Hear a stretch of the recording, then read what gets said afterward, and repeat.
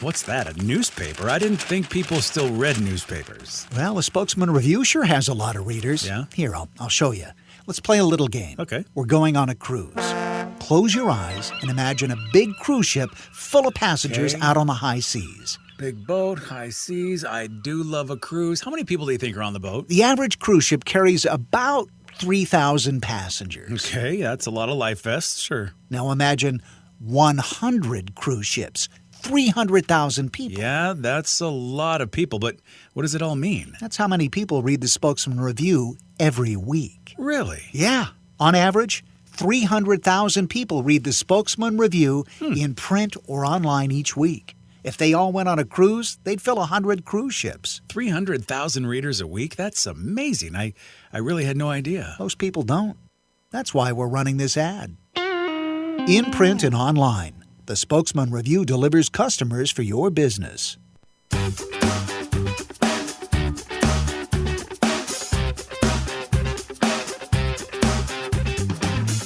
Welcome to Let's Talk Spokane, where host Ryan McNeese seeks out and discusses the latest on a variety of hot local topics. Now, here's your host, Ryan McNeese. Welcome to the program. I'm Ryan McNeese with Let's Talk Spokane, and I'm extremely fortunate today to be here with Andrew Biviano. Good morning. And Andrew's running for county commissioner. Yes, I am. If I could just give you a little bit of background, Andrew graduated here locally at St. George's High School, but then went off to Yale University, and I believe your degree was in child psychology? That's correct. Okay, and then after Yale, Gonzaga Law School. Right. Give us a little background. After you left Gonzaga Law School, what was your career trajectory? Well, my trajectory is based partly on what my career was before law school. With my psychology degree, I had worked for about 6 to 8 years with different clinics, both in Seattle, working with juvenile offenders and people and kids who were in inpatient hospitals. And then I worked in Spokane with the adult services at Spokane Mental Health, now Frontier. What led you to that? That isn't necessarily your standard look to your left, look to your right of what folks are doing coming, either going in or out of law school. What led you to that in the first place, a general interest? You know, it all started with a great teacher, a professor I had at Yale who was one of the best in the world at child psychology, who he hired me to work in his clinic. And I realized not only was I good at it, but it was perhaps the most fulfilling thing I'd ever done. So before you got to Yale, was that on your radar, or it was simply this teacher? Not at all. I went to Yale thinking I'd be a lawyer, or Okay. maybe a history professor. And that happened too. That happened too. I ended up going back to law school only after working in the field long enough. I got frustrated with the systems in place. Okay. Here I was trying to help people, but I felt like I was holding a bucket under a leaky roof. Right. And just trying to catch as many drops as I could. That's a good analogy. But what I wanted is a ladder. Yeah. And some spackle and some things to fix the roof So itself. I use the analogy quite a bit. More tools in your tool belt. Exactly. So I can still do a lot of that work. A lot of my work as a lawyer now. I'm a civil rights lawyer, a plaintiff's attorney, and I do a lot of focus on disability law, especially mental health disability. So you're definitely tying these expertise together. Right. I think it really helps me to have that comfort level with mental health, which a lot of people don't have. Yep. And I can do I do class actions on behalf of patients at the state hospital. And I think you spent some time at the prosecutor's office. You could tell us a little bit about that. Yeah. When I was in law school, I got an internship at the U.S. Attorney's Office here in Spokane. And then I loved it. I loved being able to represent the United States and learn how government works and the awesome responsibility and power that the government has. And they hired me on as an AUSA after I graduated, and I spent 5 years doing that. And so you combined that experience working for the government, and then you moved it. You're in a private practice now. Tell us a little bit about that. Sure. I spent the first 4 years at a place called the Scott Law Group, which I learned a lot about consumer protection and class action work. That law firm wrapped up after Mr. Scott retired, and I went to Pockert and Trotman, where I'm working with some great people over there. That is an excellent firm. Yeah. I've had the opportunity to know several of the founders of that. It's an excellent firm. Right, eight attorneys now. It's growing pretty fast because we're doing good work. That's fantastic. And so looking at our child psychology background that originated at your time at Yale University, you come back, you go to Gonzaga Law School. That parlays its way into the prosecutor's office and then to private practice, and still in private practice. Well, now you're running for county commissioner. Tell us how that came about. You know, it kind of came about organically. I wasn't looking to run for office. I'm really happy with my current job, but I was looking at other ways to serve. I'm always looking to do that. That's what keeps me going in life. And I noticed in my legal work that the biggest problems facing our county and our community are criminal justice reform. We hear about that all the time. The cost is getting out of control, as well as the results as far as public safety aren't quite where we want them to be. Mental health is a big component of that as Absolutely. well. Additionally, it's just a major humanitarian crisis when we've got homeless people with mental illness and such. And then the economy. You know, the fact that we're looking at median household incomes decreasing and just generally wanting to stimulate growth and wages. I just had an opportunity, bringing up median income issues, I just had an opportunity to chat on Business Talks with Lynn Parrish of the Journal of Business, and he spoke about that too. Some fascinating statistics and what those statistics are saying or what they're not saying on median income in our area. Right. And then the fourth thing probably would be land use is a huge factor. And I realized that without really meaning to, I had developed 2 decades of experience in all of those things. Close experience. I mean, I've worked directly in the criminal justice system, prosecuting people, being at sentencing hearings, as well as the civil side and all the things the government does there. I've been, of course, in mental health, so I know firsthand what it's like to help somebody on the ground, directly serve them, and see what works and what doesn't. And Andrew, I think that is so important when you have that perspective, that hands-on perspective. So many of us could weigh in on a topic and say, here's what I think the mental health issues surrounding the Spokane area are. For instance, it's not something I have experience with. So if I decide to weigh in and say, I believe this is the way you fix it or that, but you, boots on the ground, have lived that experience in several different fashions, whether it be legal, whether it be your education at Yale, whether it be working directly for the organizations. I find that very interesting because you can't buy that type of perspective. Exactly. I didn't know what I didn't know until I started to do it. Isn't that the truth for all of us? And really what ends up happening, I mean, we all do this, is that when you don't really know the nuts and bolts of a system, to fix it, all you can do perhaps is throw money at it. Yep.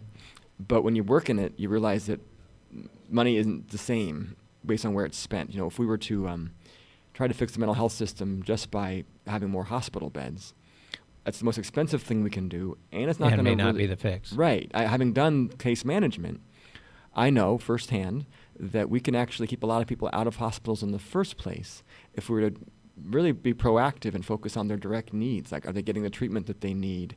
Are they able to have housing and food? Right. The first needs they have. Do they have medications? Do they have support? If you do all those things, it's not only much cheaper for us, but it also it's much better for the patient and the community and everyone that person's family, and we can serve more people that way and head off the problems and the tragedies in the first place. And it does appear to me that in our community we're making a valiant effort in serving that community. When you mention do these folks have homes? You might be combining homelessness with the mental health issues. My wife and I and my kids had an opportunity to participate in Blessings Under the Bridge. Oh, great. And I think, there's an opportunity when I mentioned perspective to really see what's going on here in Spokane and the needs that are out there. And again, you've lived this life.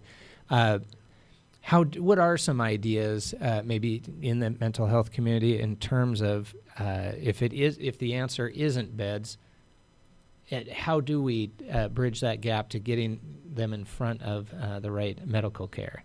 Right. That's something that I want to make the first thing I start doing out of the gate. I've already been speaking with the people I used to be working with in my old career, and I still know them as friends, about having a summit and really focusing on evidence-based and performance-based treatment options that we know work better but are just simply underfunded and underutilized. It does appear that Right. our mental health community is underfunded at this time. Right. So I think we need to have many more transitional beds. So for people that are not needing a full hospitalization level of service but could still use some support as they're continuing their bridge recovery or transition. Right. We need more case managers. That's something that I really found remarkably impactful. For the little bit of money they paid me as a case manager, I could serve dozens of people at a time and save all of us hundreds of thousands, if not millions of tax dollars by letting them live in their own place with their own dignity intact and they could have some symptoms, so they could we were there needed to be at that time, but they were taken care of and they had a life. Well, I think that's a real advantage to have somebody here in our community with such a substantial critical issue like mental health that really is a part of many conversations that I've been a part of, but I'm admitting I'm without answers. So it's interesting and nice, refreshing to talk to somebody that's seen it firsthand. Let's take a break. I want to come back and talk about the run for county commissioner and how exciting that process is, the trials and tribulations of making a run for that position, and we'll be right back. Thank you, Andrew. You're welcome.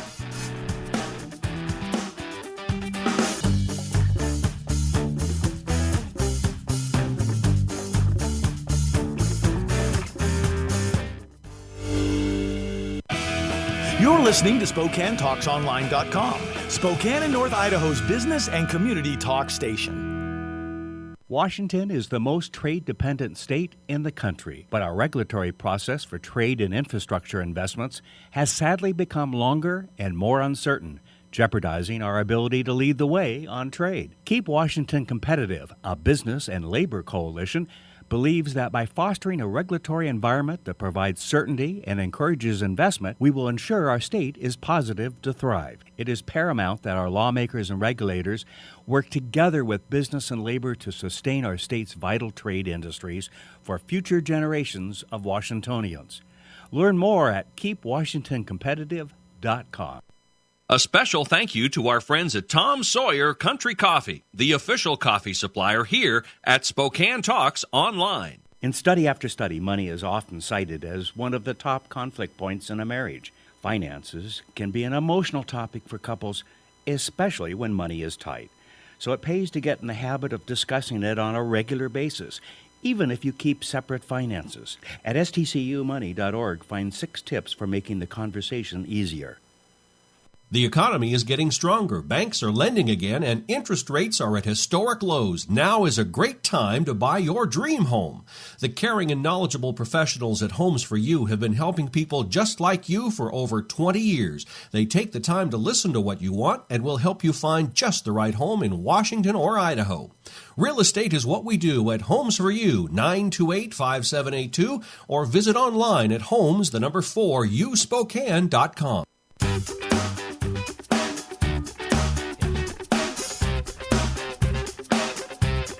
Welcome back. I'm Ryan McNeese with Let's Talk Spokane, and we're with Andrew Biviano, running for county commissioner. Thanks, Andrew, for being here. You're welcome. Let's jump right in to what is on everybody's mind. Running for county commissioner, tell us what you're going to do. Tell us what your platform is. What are you excited to do for Spokane? I would be honored and privileged to serve Spokane and really focus on more collaboration and to bring some more urgency to some of our pressing problems here in the county. Criminal justice and mental health reform is at the top of the list because of the fact that it's a huge human issue and human suffering issue, as well as public safety and budgetary. And the budgetary is key because it allows us to do other things if we can get that under control. And that's going to require, there's already a Law and Justice Council in place, but what I would bring that's a little different is that firsthand experience. Having been a prosecutor, I feel like I can connect more with the needs of the prosecution side of things. I've worked in the judges' chambers. I know how that works, and many of the judges have already spoken to about this. Defense attorneys, same aspect, and law enforcement all need to get together and be on the same page about what our long-term goals are and strategies. Well, I think you just, at the very onset, made a real important point, is the collaboration. And you just mentioned, whether it be in the prosecutor side, the defense side, law enforcement side, it's the collaboration of all those parties. So I'm hearing you. Yeah, because it's not about putting people in jail. That's just one of the tools in our toolbox to our ultimate goal, which is to reduce crime. And if we're putting people in jail and they're reoffending as soon as they get out, we're not actually helping ourselves. We're just putting a pause button on the crime, but not a stop. Just a circular issue. Right. And we actually know that from research that the longer someone's in jail, the more likely they are to reoffend, not less. So we want to figure out a way to stop the next victim from being victimized and making that person stop committing crimes. If we can get to the root causes, that's a huge thing. The other thing I'd like to do is look at the economic impact of our policies differently. I think that we are still stuck in the lingering effects of trickle-down economic policies, which have been shown by numerous studies to not be effective. Focusing just on the people on the top does not help people on the bottom, whereas helping people on the bottom does help everybody all the way to the top. We need more money in the pockets of consumers, spending at our local businesses on goods and services which make everyone do better. Right now, the county could lead by example just by paying its own workers average salaries for other counties. The county pays a lot less than the city of Spokane does. It pays a lot less than all the other counties in Washington of comparable size. It's between 80 and 90%, which is pretty bad. And that's money that's both making it harder for them to do their jobs. The county has a huge vacancy rate and retention problem. Turnover, you can talk to the sheriff about the number of overtime he has to pay. Same with 911, mandatory overtime required because we can't get those positions filled. And it's also taking money out of our economy. We know that when we give people what they deserve, and they have extra money in their pockets, they don't go spend that in Barbados. They spend it here. Here in our local economy. They buy new shoes for their kids. I've actually always found that argument to be very interesting, because if we're focused, as you're saying, focusing too much on the top versus the middle versus the bottom, and how you proportionally focus resources, we need all aspects of our economy to be able to participate. And it sounds like a cliche, but the logic actually seems pretty straightforward, that who's going to our restaurants? Who's going to our sporting events, whether it's Spokane Indians game, whether it's a shot game, whether it's what have you. Though, if you're sitting in the crowd and looking around, those are all walks of life of our community, not just the top, not just the middle, not just the bottom. So I actually, that resonates with me. I've often had that thought that if you want a stable economy, it's got to include a good portion of everyone.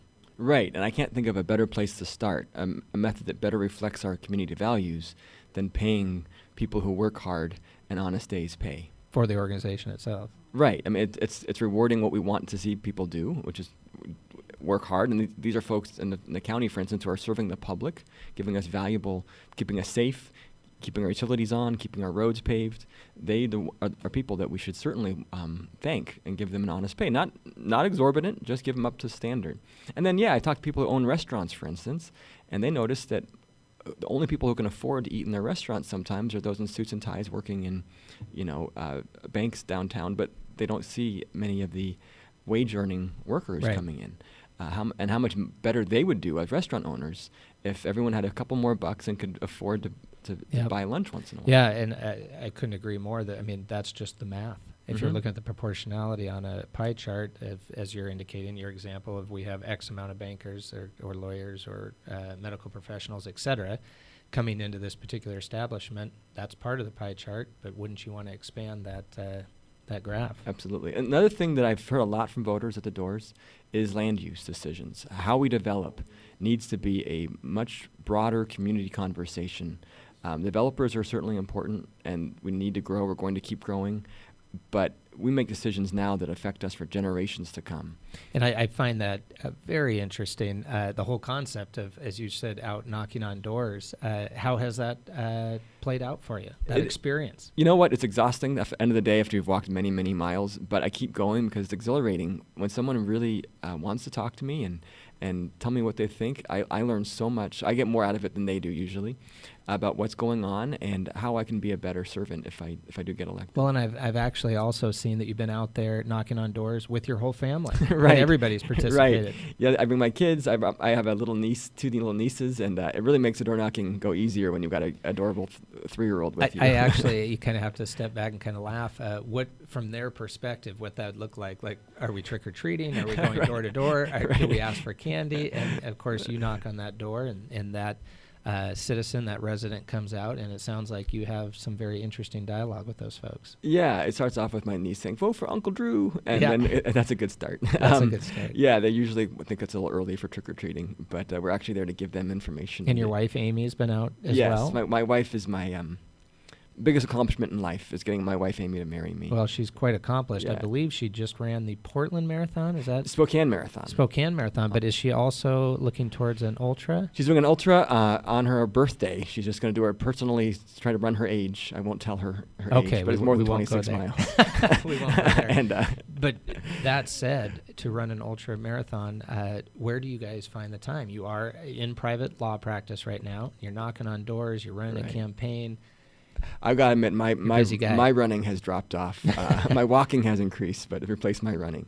I look forward to getting a chance to do that more. But when something I have to make myself run because it just my brain works better. Oh, I couldn't agree does. more. Yeah. I think it is so good. It's almost like a meditation time for me to get out and the phone's not ringing, and you can just think about what you want to think about.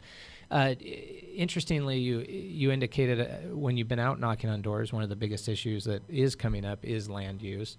What are some suggestions in that category? What should we be doing? Where do we go with that? A lot of it is just little minor changes to a development can make a huge difference. I know that on South Regal, there's a lot of developments going up in the community there.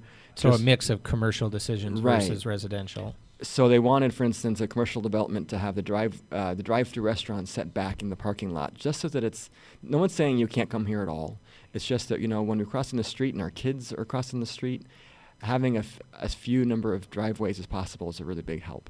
There's a development going in nearby where the sports fields are, just south of the sports fields. Sports complex. And I watched the presentation by the developers there, and they're doing really great things to make sure that it works within the community, replacing the sports fields with a bigger sports field next door, putting in a pedestrian walking path so people can actually avoid the street and cut through that property, which is great for all of our kids with no traffic.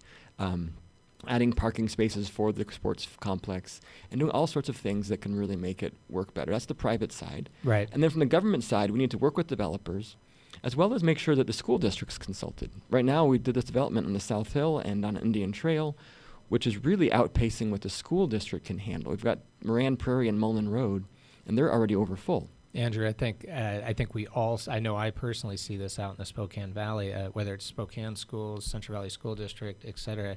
I couldn't agree more with you. These decisions are critical, that there is that collaboration we spoke of as to how it affects the different entities. So important. Absolutely. And then you got utilities, who's going to be paying for the water, sewage, garbage, all the other things that go out there. There's public safety, whether the roads can handle that much increased traffic if we put a 700-unit apartment complex. I honestly think that's the thing I hear quite a bit in conversation is, I think you were just indicating, that our schools, this respective school or that respective school, is already full. Why are we doing this or why are we doing that? And again, there's always two sides to every story, but that certainly is should be a critical conversation to be had and have everybody at the table to weigh in on that. Right, and the key word is balance. That's basically the key to all government decisions, but I think it probably plays out most clearly in land use. And so, we just luckily the county has resolved that 12-year lawsuit, 4 different lawsuits going on, which should help going forward. But darn lawyers! Goodness sakes, get the lawyers out of this, right? Well, the lawyers are the ones that I know what you're doing. The lawyers are Since the we're ones. both lawyers. Since we're both lawyers here. They did their job here to make that collaboration work. But going forward, I'd like to see no more lawsuits being filed because all those voices were already in the room at the time. We don't need to litigate this stuff because we can work together. Well, there's no doubt about, as two lawyers, it probably sounds like the beginning of some type of joke, but in all seriousness, I'd be the first one to say litigation and the litigation process can be so cost inefficient that I am the first one always asking for alternative resolutions that are more efficient for whatever the issue is, whether it's family law issue, development issue, commercial business issue. There usually is a better way than full-fledged litigation. Amen. I'm actually really proud of the fact that I very rarely go to trial. I'm willing to, and I'm good at it if I go. But really the goal I always have is to have a win-win for both sides if I can get my client what he or she needs. Well, and statistically, that's definitely true in commercial litigation. I think, what is it, out of 90 of 100 cases that are filed, settle. It might be that 10% that actually go to litigation, but I think you and I would both proffer that even those 10% probably isn't a cost-benefit analysis. There's just maybe a lot of emotion or principle involved. Right. And just as my most recent example was the lawsuit we filed against the state of Washington over Eastern State Hospital and Western State Hospital and treatment of the patients out there. And right after filing, which is seems to be an aggressive act, I went to the state and said, actually, we're here to help. We know that you are all public servants who are doing the best you can to balance the needs of patients versus public safety, and we respect that and honor that. but let's look at ways. Yeah, we needed to file a formal claim because that's Right. how our process works. Exactly. Now that that's been filed, let's talk. Right. Let's talk about how we can do what you want to do and do it even better.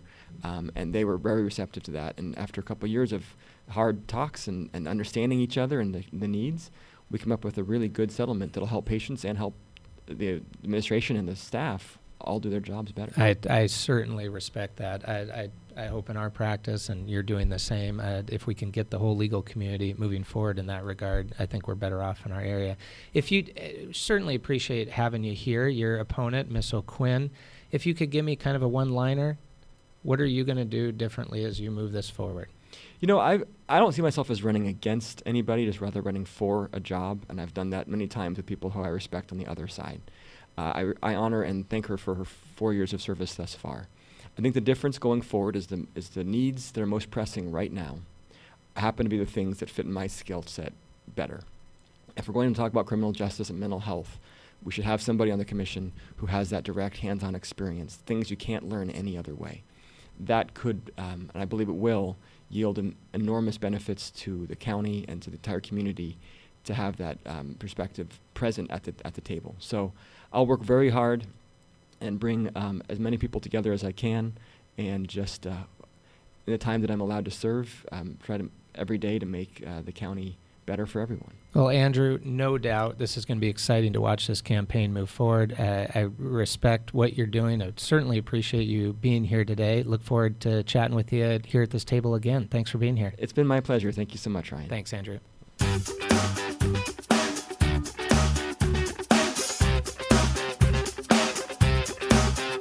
Let's Talk Spokane is produced in Spokane, Washington by SpokaneTalksOnline.com, which is solely responsible for its content. Ask us a question, recommend a guest, and hear this program again online anytime at SpokaneTalksOnline.com. Thanks for listening.